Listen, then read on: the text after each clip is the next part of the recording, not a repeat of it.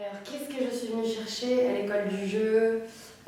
Moi, j'ai déménagé en France, j'ai déménagé à Paris à 19 ans, parce que je suis écossaise de base. Et je cherchais justement, je crois, à me découvrir dans le jeu en français. Je pense que je cherchais une base, je cherchais justement un lieu de recherche, un lieu de travail, de découverte, d'exploration à Paris pour pouvoir me libérer de ça.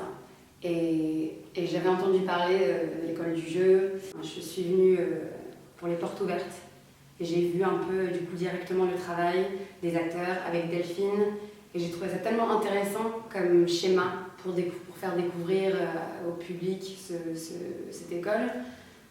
Et j'étais là, j'avais tout de suite envie de me mettre debout avec les élèves et de travailler avec eux. Du coup, voilà, j'ai fait un stage dans un premier temps et j'ai refait de l'entraînement ici. Et quelle place ça a pris dans mon parcours? Énormément de place. Ça a révélé beaucoup de choses. Travailler avec l'espace, le mouvement, les choses minutieuses, tout comme les micro et macro sensations, c'était vraiment une révélation. Je crois que ça m'a permis de me rendre compte que chaque aspect de chaque geste, chaque mouvement, chaque respiration a une importance dans le jeu. Et je crois que cette école m'a vraiment donné un lieu de recherche. Et du coup, ça m'a encore plus révélé une curiosité pour le jeu et pour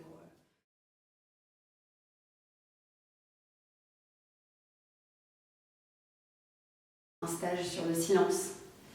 Et moi qui a pas l'habitude de fermer ma gueule, enfin voilà, je pense que tout le monde, on est dans un truc où on parle pour parler, on parle pour faire du bruit et pour un peu combler la peur du silence, de faire un stage où c'était justement sur la patience, l'importance du rien, l'importance du vide, l'importance de se sentir vide, de rien dire, qu'est-ce que c'est, Surtout en étant comédien, je pense qu'on a toujours ce besoin de se montrer, de parler, d'être vue, d'être comprise. C'était étrange, quoi. C'était unique. Je pense que j'avais jamais fait un truc pareil.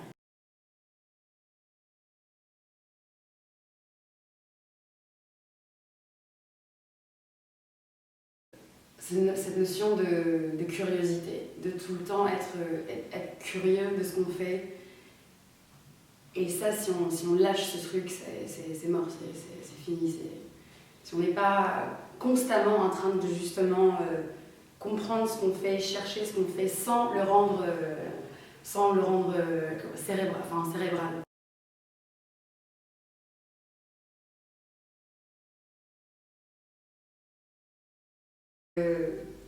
La disponibilité, évidemment, la capacité d'être intime ou de se laisser faire. L'écoute, enfin, c'est justement dans cette école, ce que j'ai vraiment, ce qui m'a vraiment marqué, c'est le travail sur l'écoute et sur le regard pour les autres.